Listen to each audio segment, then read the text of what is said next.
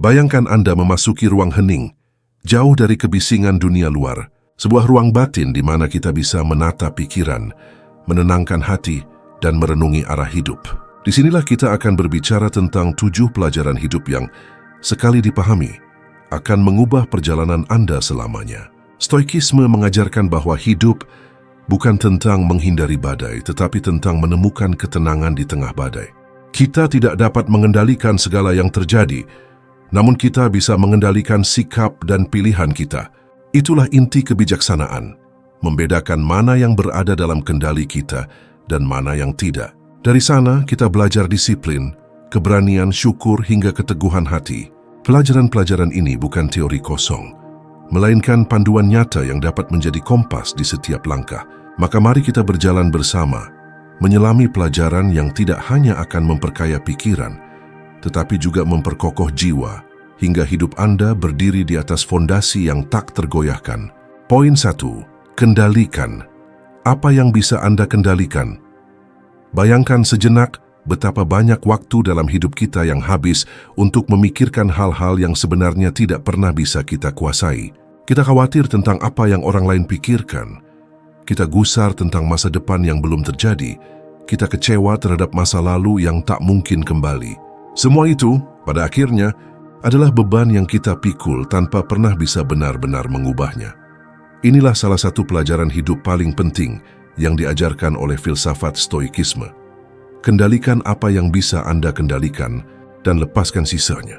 Marcus Aurelius, seorang kaisar Romawi sekaligus filsuf, menuliskan dalam catatan pribadinya, Anda memiliki kekuasaan atas pikiran Anda, bukan atas peristiwa luar. Sadarilah ini, dan Anda akan menemukan kekuatan. Kalimat ini sederhana, tetapi jika dipahami sungguh-sungguh, ia mampu mengubah cara kita menjalani hidup. Sebab kunci ketenangan tidak terletak pada dunia luar yang penuh ketidakpastian, melainkan pada batin kita yang dapat dilatih untuk tetap teguh. Mari kita renungkan, apa saja yang sebenarnya berada dalam kendali kita? Pikiran, sikap, perkataan, tindakan, serta cara kita merespons keadaan itu saja. Sisanya, cuaca, opini orang, hasil akhir, bahkan kesehatan di luar batas wajar, bukanlah sesuatu yang sepenuhnya dapat kita atur. Namun, justru disitulah manusia sering jatuh dalam jebakan. Kita ingin semua orang menyukai kita, kita ingin masa depan berjalan sesuai rencana, kita ingin hidup tanpa hambatan, padahal kenyataan akan selalu berkata lain. Stoikisme tidak meminta kita menjadi pasrah, tetapi mengajarkan bagaimana menerima keterbatasan dengan bijak. Bayangkan seorang pelaut di tengah laut. Ia tidak bisa mengatur arah angin, tidak bisa menghentikan badai, tetapi ia selalu bisa menyesuaikan layarnya. Demikian pula dengan hidup kita. Kita tidak bisa mengendalikan keadaan, tetapi kita bisa mengendalikan diri kita di tengah keadaan. Mari kita bawa ke dalam kehidupan sehari-hari. Misalnya saat bekerja, kita sering merasa frustasi karena atasan tidak menghargai usaha kita atau rekan kerja tidak memberi dukungan. Kita bisa menghabiskan energi dengan marah, mengeluh atau merasa tidak adil. Namun pada akhirnya, kita tidak bisa mengontrol bagaimana orang lain memperlakukan kita. Yang bisa kita kendalikan hanyalah bagaimana kita bekerja dengan integritas, bagaimana kita menjaga kualitas diri, dan bagaimana kita memilih untuk tetap berharga tanpa menunggu validasi orang lain. Atau dalam hubungan pribadi, berapa kali kita mencoba mengubah orang lain sesuai dengan keinginan kita. Kita menuntut pasangan untuk selalu memahami, menuntut sahabat untuk tidak mengecewakan, atau menuntut keluarga untuk selalu mendukung. Tetapi semakin kita mencoba mengontrol orang lain, semakin kita frustrasi. Karena pada dasarnya, kita tidak pernah bisa mengendalikan hati dan pikiran orang lain. Yang bisa kita kendalikan hanyalah cara kita bersikap, cara kita berkomunikasi, dan batasan yang kita tetapkan agar tidak terus-menerus terluka. Pelajaran ini, meski sederhana, sebenarnya sangat membebaskan. Saat kita benar-benar menyadari batas antara kendali dan ketidakkendali, kita berhenti membuang energi pada hal-hal sia-sia. Kita tidak lagi mudah terbawa amarah karena komentar orang asing, tidak lagi larut dalam kecemasan tentang masa depan, dan tidak lagi terikat pada penyesalan masa lalu. Sebaliknya, kita mulai fokus membangun apa yang nyata. Tindakan hari ini, kualitas pikiran, dan sikap yang mencerminkan kebijaksanaan Epictetus, seorang filsuf Stoik yang pernah hidup sebagai budak, menegaskan ada hal-hal yang berada dalam kuasa kita dan ada hal-hal yang tidak. Jika kita menganggap bahwa segala sesuatu berada dalam kuasa kita, maka kita akan menderita. Namun jika kita hanya fokus pada yang benar-benar bisa kita kendalikan, maka tidak ada orang, tidak ada takdir yang bisa memperbudak kita. Kata-kata ini datang dari seseorang yang hidup dalam keterbatasan, tetapi tetap menemukan kebebasan sejati. Kendali diri adalah kekuatan. Bukan karena ia menjamin hidup tanpa masalah, tetapi karena ia menjamin kita tidak runtuh ketika masalah datang. Dunia mungkin kacau, orang mungkin tidak adil, keadaan mungkin mengecewakan, tetapi selama kita memiliki kendali atas pikiran dan hati, kita tidak pernah benar-benar kalah. Mulailah dari hal kecil. Kendalikan jadwal tidur Anda. Kendalikan reaksi Anda saat seseorang menghina. Kendalikan fokus Anda saat bekerja. Karena dari hal-hal kecil itu, lahir kebiasaan besar yang akan membangun keteguhan karakter. Dan ingatlah selalu, hidup akan menjadi jauh lebih ringan ketika kita berhenti mencoba mengendalikan apa yang memang bukan milik kita untuk dikendalikan. Poin 2. Terima ketidakpastian sebagai bagian hidup adalah rangkaian peristiwa yang tak pernah bisa kita prediksi sepenuhnya. Kita bisa menyusun rencana matang, membuat jadwal rinci, bahkan menyiapkan berbagai cadangan, namun kenyataan selalu punya cara sendiri untuk mengejutkan kita. Ada kalanya hal berjalan sesuai harapan, tetapi seringkali justru sebaliknya. Inilah wajah asli kehidupan, penuh ketidakpastian. Sebagian besar manusia sulit berdamai dengan hal ini. Kita cemas akan masa depan, takut menghadapi kegagalan, resah ketika sesuatu tidak berjalan sebagaimana mestinya. Padahal ketidakpastian bukanlah musuh yang harus diperangi, melainkan sahabat yang harus kita terima. Stoikisme mengajarkan bahwa menerima ketidakpastian adalah salah satu kunci kebijaksanaan.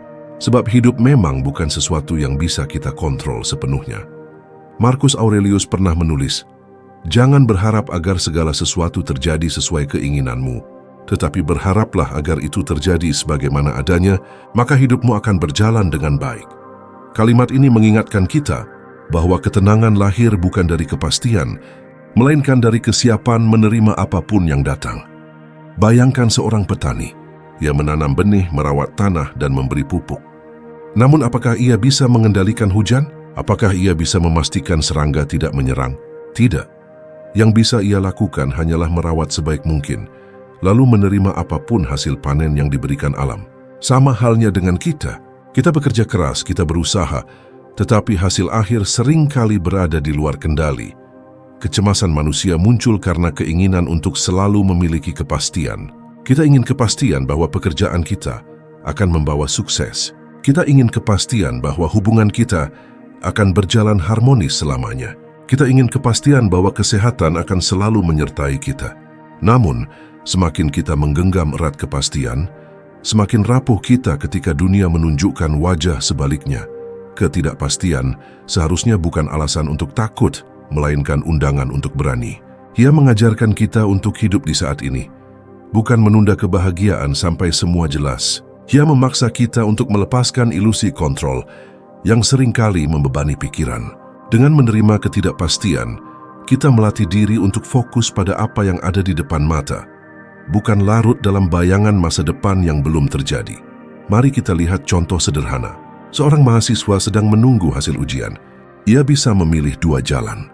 Tenggelam dalam kecemasan dengan membayangkan kemungkinan terburuk, atau menerima kenyataan bahwa hasilnya bukan lagi di tangannya, lalu menggunakan waktu untuk hal-hal yang bermanfaat. Dengan menerima ketidakpastian, ia tidak membiarkan pikirannya disandera oleh hal yang sudah selesai. Dalam dunia pekerjaan pun demikian. Banyak orang merasa tertekan karena takut kehilangan posisi atau gagal dalam proyek. Tetapi jika kita menaruh ketenangan pada sesuatu yang tak pasti, kita akan selalu hidup dalam kegelisahan. Sebaliknya, dengan menerima bahwa semua bisa berubah, kita belajar untuk lebih fleksibel.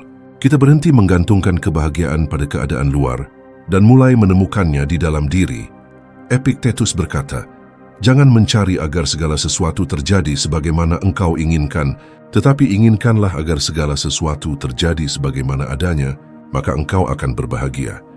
Pesan ini menegaskan bahwa kebahagiaan bukan berasal dari memastikan dunia mengikuti rencana kita, melainkan dari kemampuan menyesuaikan diri pada apa yang terjadi. Ketidakpastian juga memberi ruang untuk pertumbuhan. Jika semua sudah pasti, kita tidak akan belajar beradaptasi. Kita tidak akan melatih ketabahan, justru karena masa depan tidak pernah bisa ditebak. Kita diajak untuk mengembangkan keberanian, keuletan, dan kebijaksanaan. Hidup menjadi sebuah perjalanan yang penuh pembelajaran, bukan sekadar pengulangan yang membosankan. Bayangkan jika hari esok sudah pasti. Tidak ada kejutan, tidak ada tantangan, tidak ada ruang untuk pilihan. Hidup akan terasa datar, justru karena ada ketidakpastian. Setiap keputusan menjadi bermakna. Setiap langkah menjadi peluang untuk menemukan sesuatu yang baru. Maka, alih-alih melawan ketidakpastian, mari belajar berdamai dengannya. Terimalah bahwa masa depan adalah misteri, dan biarkan misteri itu memberi warna pada hidup kita. Ketika kita berhenti menuntut kepastian dari dunia, kita menemukan ketenangan di dalam diri. Sebab yang benar-benar pasti hanyalah saat ini. Detik ini, napas ini, pilihan ini. Jangan habiskan hidup menunggu segalanya jelas, karena kepastian yang Anda tunggu tidak akan pernah datang. Yang ada hanyalah keberanian untuk melangkah, meski jalan masih samar. Dan disitulah letak kekuatan sejati manusia, bukan pada kemampuan memastikan masa depan, melainkan pada keteguhan menerima apapun yang terjadi, dengan hati yang siap dan pikiran yang jernih. Poin 3. Disiplin lebih kuat daripada motivasi. Seringkali kita menunggu datangnya motivasi sebelum memulai sesuatu. Kita berkata pada diri sendiri, saya akan mulai bekerja ketika mood saya baik, atau saya akan berolahraga ketika saya merasa semangat. Namun, bila hidup dijalani hanya dengan bergantung pada motivasi, kita akan sering tertahan di titik awal. Sebab motivasi adalah perasaan, dan perasaan itu rapuh. Ia datang dan pergi seperti angin. Disinilah pelajaran penting yang perlu kita sadari.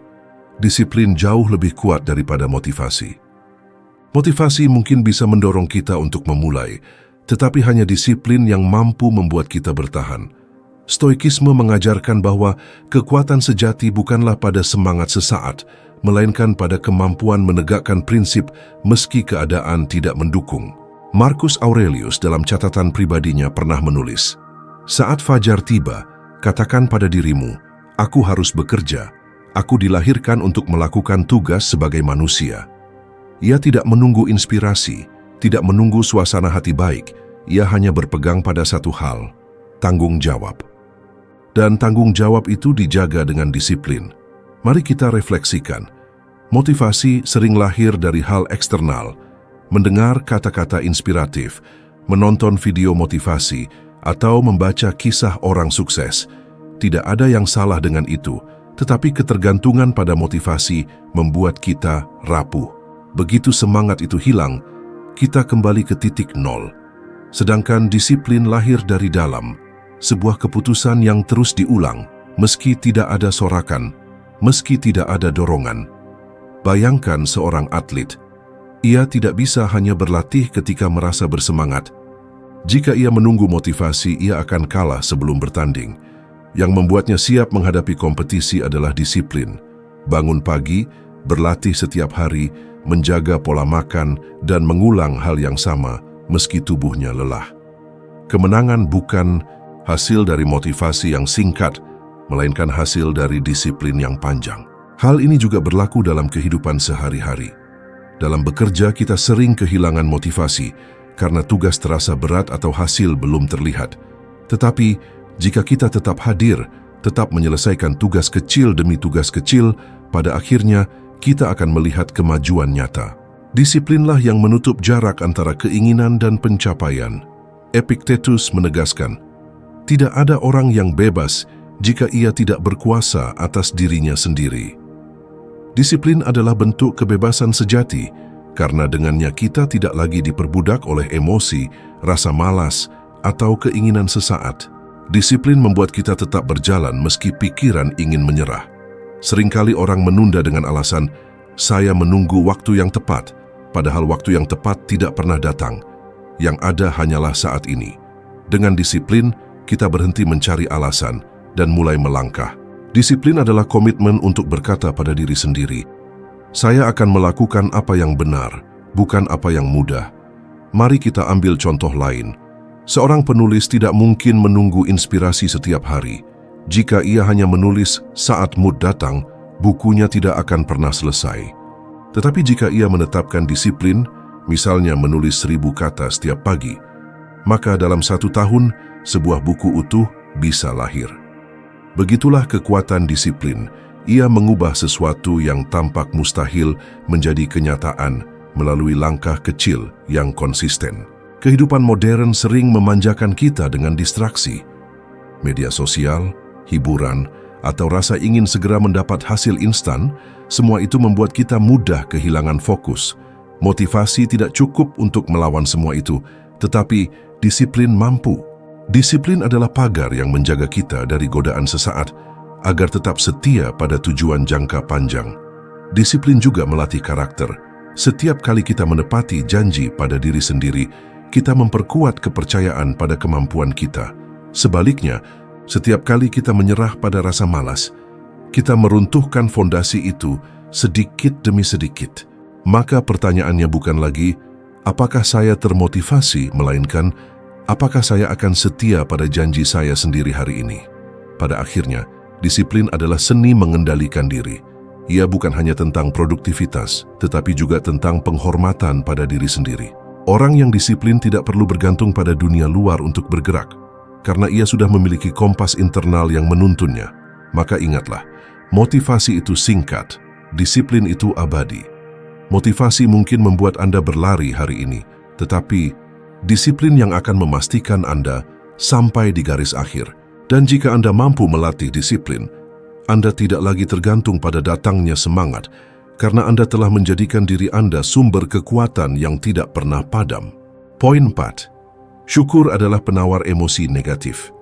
Dalam kehidupan sehari-hari, kita sering terjebak dalam pusaran emosi negatif. Kita marah ketika orang lain tidak sesuai harapan, iri ketika melihat keberhasilan orang lain, cemas ketika memikirkan masa depan, atau kecewa ketika kenyataan tidak berjalan sebagaimana rencana. Semua emosi ini, jika dibiarkan, akan menggerogoti batin sedikit demi sedikit. Kita mungkin terlihat baik-baik saja dari luar, tetapi di dalam diri, kita lelah, rapuh, dan mudah goyah.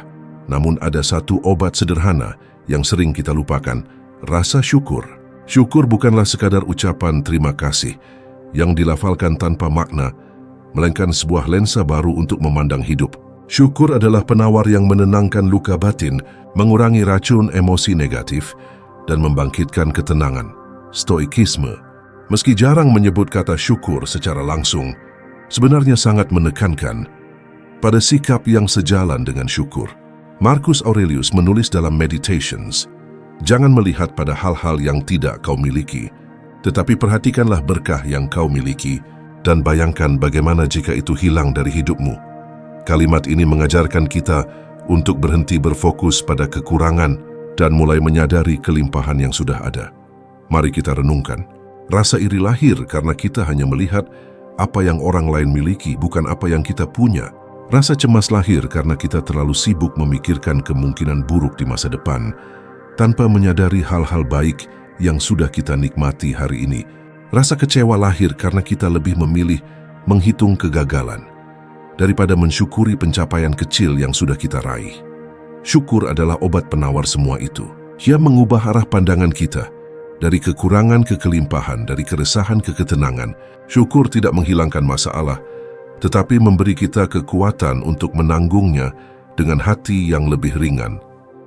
Bayangkan seseorang yang setiap pagi bangun, lalu hanya memikirkan apa yang belum ia miliki. Pekerjaan lebih baik, rumah lebih besar, atau harta lebih banyak. Hidupnya akan terus dihantui rasa kurang, meski ia sebenarnya sudah memiliki banyak hal yang patut disyukuri. Bandingkan dengan seseorang yang setiap pagi bangun, lalu berkata dalam hati, "Aku masih bisa bernapas, aku masih bisa berjalan, aku masih punya orang-orang yang peduli padaku." Orang ini mungkin tidak punya banyak, tetapi ia merasakan kekayaan batin yang jauh lebih besar. Dalam kehidupan modern, rasa syukur sering tertutupi oleh standar sosial yang dipaksakan pada kita. Media sosial misalnya, membuat kita terus membandingkan diri dengan orang lain. Tanpa sadar, kita mengukur kebahagiaan berdasarkan apa yang ditampilkan orang lain, padahal itu hanyalah potongan kecil dari hidup mereka.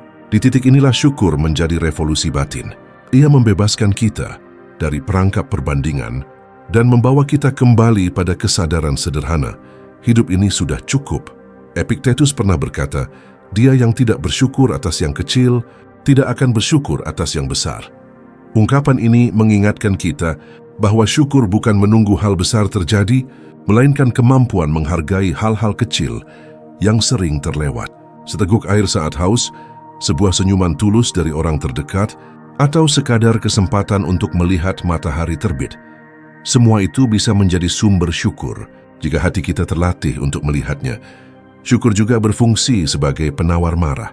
Saat kita diperlakukan tidak adil, kita bisa larut dalam amarah yang menghanguskan. Tetapi jika kita berhenti sejenak, lalu mengingat hal-hal yang masih kita miliki, amarah itu perlahan mereda. Kita menyadari bahwa kebahagiaan kita tidak sepenuhnya bergantung pada perlakuan orang lain. Begitu pula dengan rasa cemas. Ketika pikiran kita dipenuhi bayangan buruk tentang masa depan, syukur menarik kita kembali ke saat ini. Ia mengingatkan bahwa saat ini kita masih aman, masih mampu bernapas, masih punya kekuatan untuk melangkah. Dengan begitu, kecemasan kehilangan cengkeramannya. Syukur pada akhirnya adalah pilihan kesadaran. Ia tidak selalu datang secara otomatis. Kita harus melatih diri untuk berhenti sejenak, melihat sekeliling dan menyadari betapa banyak hal yang sudah kita miliki. Sama seperti otot, syukur semakin kuat jika dilatih setiap hari. Mulailah dari hal sederhana. Tulis 3 hal yang Anda syukuri setiap malam sebelum tidur. Renungkan hal-hal kecil yang membuat hari Anda lebih baik.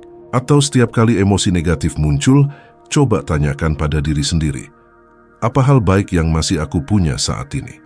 Pertanyaan sederhana ini bisa menjadi kunci untuk meredakan gejolak batin. Ketika kita hidup dengan syukur, kita berhenti mengejar kebahagiaan di luar diri. Kita menyadari bahwa kebahagiaan bukanlah sesuatu yang harus ditunggu dari masa depan, melainkan sesuatu yang bisa dirasakan sekarang.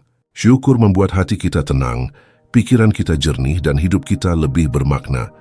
Maka ingatlah, setiap kali amarah, iri, atau cemas mulai menguasai, kembalilah pada rasa syukur. Karena syukur adalah penawar yang akan selalu ada, menunggu untuk dipilih. Dan begitu kita memilihnya, hidup tidak lagi terasa sebagai beban, melainkan sebagai anugerah. Poin 5. Kesederhanaan membawa kedamaian. Manusia modern seringkali terjebak dalam ilusi bahwa semakin banyak kita memiliki, semakin bahagia kita akan menjadi. Kita mengejar harta, status, pengakuan sosial, dan berbagai simbol kesuksesan eksternal. Namun betapa sering setelah semua itu tercapai, hati tetap merasa kosong. Mengapa? Karena kita keliru memahami sumber kedamaian. Kedamaian sejati tidak lahir dari kelimpahan, melainkan dari kesederhanaan. Stoikisme menekankan bahwa hidup sederhana bukanlah hidup miskin, melainkan hidup tanpa beban yang tidak perlu. Epictetus, yang pernah hidup sebagai budak, berkata, kekayaan tidak datang dari memiliki banyak harta, melainkan dari memiliki sedikit keinginan. Ungkapan ini menampar realitas kita hari ini. Bukan kurangnya barang yang membuat kita resah, melainkan ketidakmampuan membatasi keinginan. Mari kita renungkan sejenak, berapa banyak barang yang kita beli, bukan karena kita benar-benar membutuhkannya, melainkan karena dorongan ingin terlihat sama atau lebih baik dari orang lain. Berapa banyak waktu kita habiskan untuk mengejar sesuatu yang pada akhirnya hanya menambah kerumitan, bukan ketenangan. Semakin banyak kita miliki, seringkali semakin besar pula kecemasan yang mengiringinya. Takut kehilangan, takut dicuri, takut tidak cukup. Kesederhanaan, sebaliknya, memberi ruang lapang dalam hati. Saat kita mulai mengurangi keinginan yang berlebihan, kita menemukan ketenangan. Kita berhenti mengukur hidup dengan jumlah benda dan mulai mengukurnya dengan kualitas pengalaman. Seseorang yang bisa menikmati secangkir teh hangat dalam diam bisa jadi lebih damai dibanding orang yang duduk di ruangan mewah, namun gelisah oleh pikiran yang tak pernah tenang. Marcus Aurelius menulis, hidup kita menjadi seperti pikiran kita. Jika pikiran dipenuhi hasrat berlebihan, hidup kita akan kacau. Tetapi jika pikiran dipenuhi rasa cukup, hidup kita akan tenang. Kesederhanaan adalah seni untuk berkata cukup. Ia bukan sikap menyerah, melainkan kebijaksanaan untuk tidak diperbudak oleh keinginan tanpa ujung. Contoh nyata bisa kita lihat dalam keseharian. Ada orang yang rela berutang hanya demi membeli barang bermerek, padahal barang serupa yang lebih sederhana sudah cukup memenuhi kebutuhan. Akibatnya, hidup menjadi penuh tekanan karena terikat utang. Bandingkan dengan orang yang memilih secukupnya. Pakaian sederhana namun layak, rumah sederhana namun penuh kehangatan. Kedamaian mereka jauh lebih nyata, karena tidak ada beban berlebihan yang harus dipikul. Kesederhanaan juga melatih kita untuk lebih menghargai hal kecil. Saat kita tidak lagi sibuk mengejar yang berlebihan, kita mulai menyadari keindahan sederhana yang sering terlewat. Udara segar di pagi hari, tawa orang yang kita cintai, atau kebersamaan tanpa syarat. Kesederhanaan menyingkapkan bahwa kebahagiaan sejati bukan sesuatu yang rumit, tetapi sesuatu yang sudah ada di depan mata. Stoikisme bahkan mengajarkan latihan kesederhanaan secara sengaja. Seneca, seorang filsuf kaya raya, sering berpuasa atau tidur di lantai keras, meski ia mampu hidup mewah. Mengapa? Karena ia ingin melatih diri agar tidak diperbudak kenyamanan. Dengan kesederhanaan, ia membuktikan pada dirinya sendiri bahwa ia bisa tetap hidup damai tanpa semua kemewahan. Latihan ini membuatnya bebas, karena tidak ada hal eksternal yang benar-benar menguasai dirinya. Dalam konteks modern, kesederhanaan bisa diterapkan dengan cara yang relevan. Misalnya memilih untuk tidak terjebak dalam konsumsi berlebihan, mengurangi waktu di media sosial agar tidak terus membandingkan diri, mengatur prioritas sehingga energi hanya tercurah pada hal-hal yang benar-benar penting, keluarga, kesehatan, pekerjaan bermakna, dan pertumbuhan diri. Kesederhanaan bukan berarti kita menolak kemajuan atau menghindari kenyamanan, bukan berarti kita harus hidup miskin atau menolak harta. Tetapi kesederhanaan adalah sikap untuk menempatkan harta, status, dan kenyamanan pada tempatnya, sebagai alat, bukan tujuan. Saat kita memahami ini, kedamaian datang bukan dari apa yang kita kumpulkan, melainkan dari apa yang berani kita lepaskan.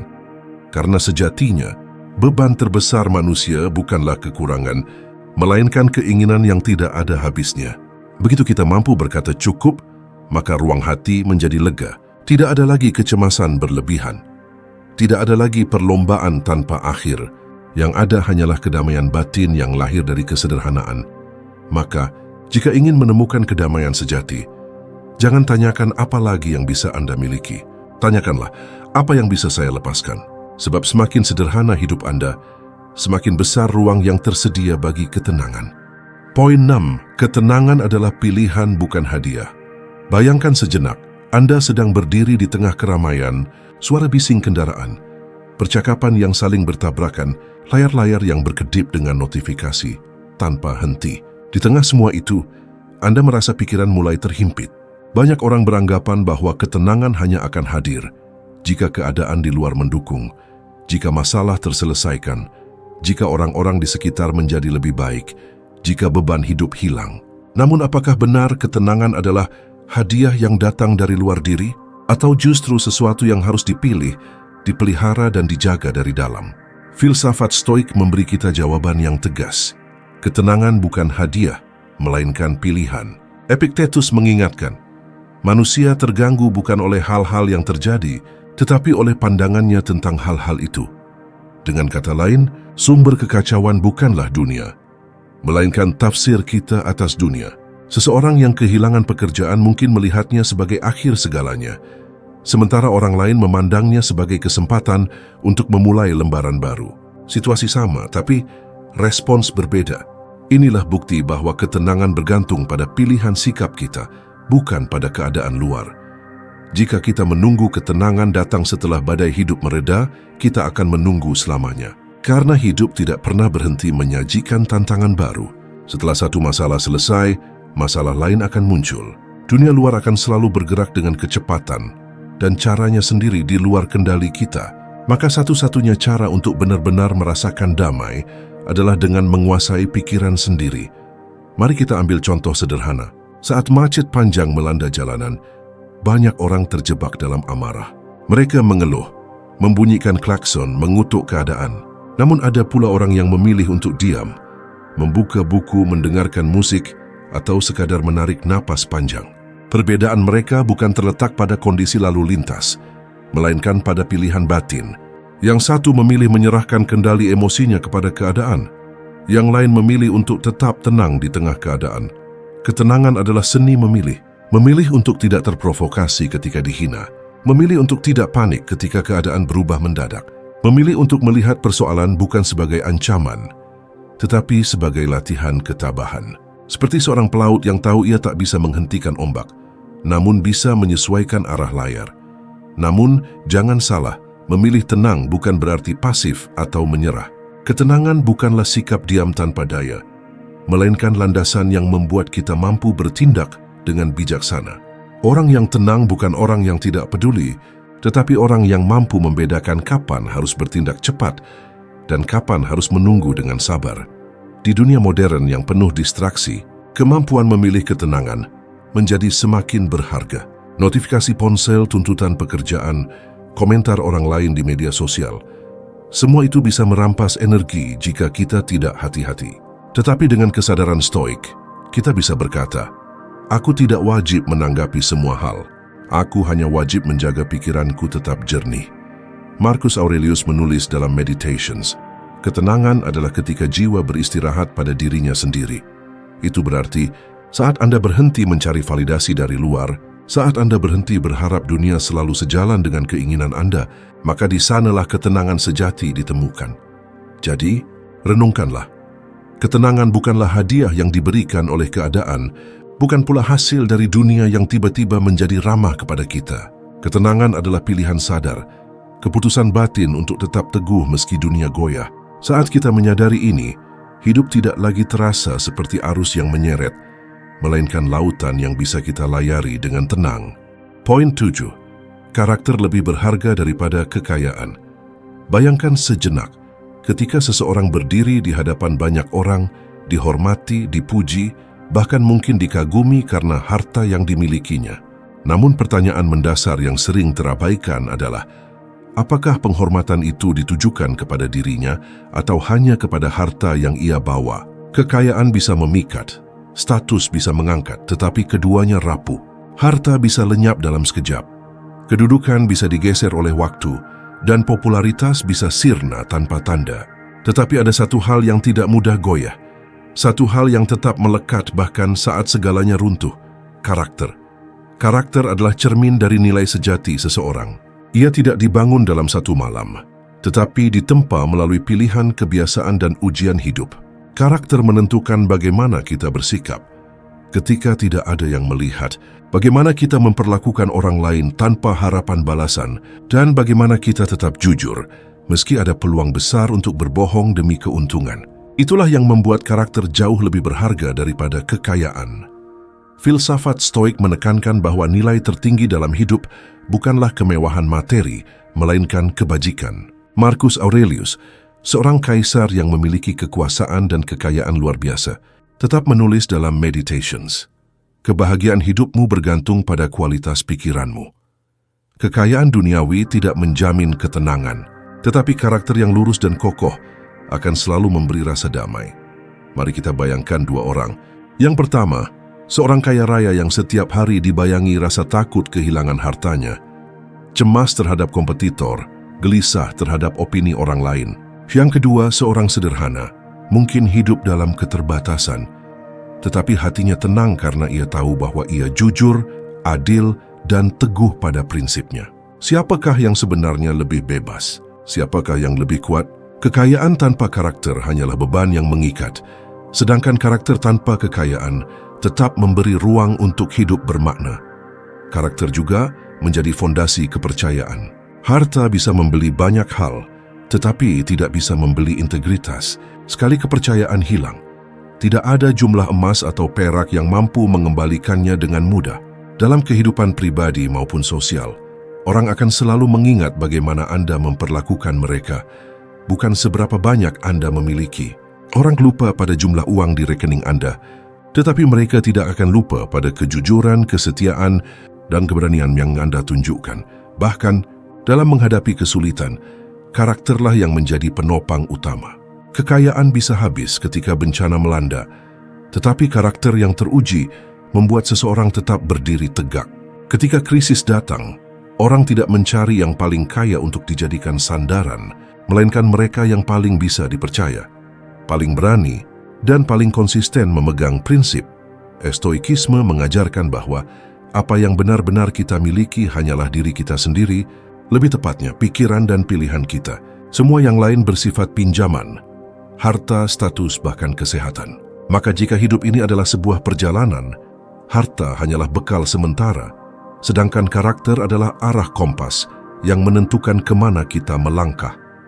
Mungkin benar, uang dapat membuka pintu-pintu dunia, tetapi karakterlah yang memastikan apakah kita bisa tetap tegak berdiri saat memasuki pintu itu. Tanpa karakter, kekayaan hanya akan mempercepat kehancuran, seperti kapal megah yang berlayar tanpa kendali. Namun dengan karakter yang kuat, bahkan perahu kecil pun mampu menempuh samudera luas dengan tenang. Jadi, ketika Anda dihadapkan pada pilihan untuk mengorbankan karakter demi keuntungan sesaat, tanyakan pada diri Anda, apakah nilai sejati diri layak ditukar dengan sesuatu yang fana? Sebab, ketika semua harta telah habis, yang akan tetap diingat adalah siapa Anda, bukan apa yang Anda punya. Karakter adalah harta yang tidak bisa dicuri, tidak bisa diwariskan begitu saja, dan tidak bisa dibeli. Ia hanya bisa dibangun melalui konsistensi hidup, melalui keberanian untuk memilih yang benar meski sulit, melalui keteguhan untuk tetap berdiri meski godaan datang dari segala arah. Dan ketika karakter telah kokoh, Anda akan menyadari satu hal, bahwa ia jauh lebih berharga daripada segala kekayaan dunia. Hidup adalah perjalanan panjang, dan setiap langkahnya penuh dengan pelajaran. Dari mengendalikan apa yang bisa kita kendalikan, menerima ketidakpastian, membangun disiplin, menemukan syukur, hidup sederhana, memilih ketenangan, hingga menegakkan karakter. Semua ini bukan sekadar teori, melainkan fondasi untuk menjalani hidup dengan lebih bermakna. Stoikisme mengingatkan kita bahwa kekuatan sejati tidak datang dari dunia luar, tetapi dari dalam diri, dari pilihan, sikap, dan kebijaksanaan yang kita latih setiap hari. Ingatlah, dunia bisa berubah, harta bisa hilang, bahkan orang-orang bisa pergi. Namun nilai yang kita bangun dalam diri akan tetap abadi. Jika Anda ingin terus belajar, merenung, dan menguatkan jiwa melalui pelajaran-pelajaran hidup yang sederhana, namun mendalam, maka disinilah tempatnya. Mari bertumbuh bersama, melatih pikiran agar lebih teguh, hati lebih tenang, dan langkah lebih mantap menghadapi hidup. Karena pada akhirnya, hidup yang bijaksana adalah hadiah terbesar bagi diri kita sendiri.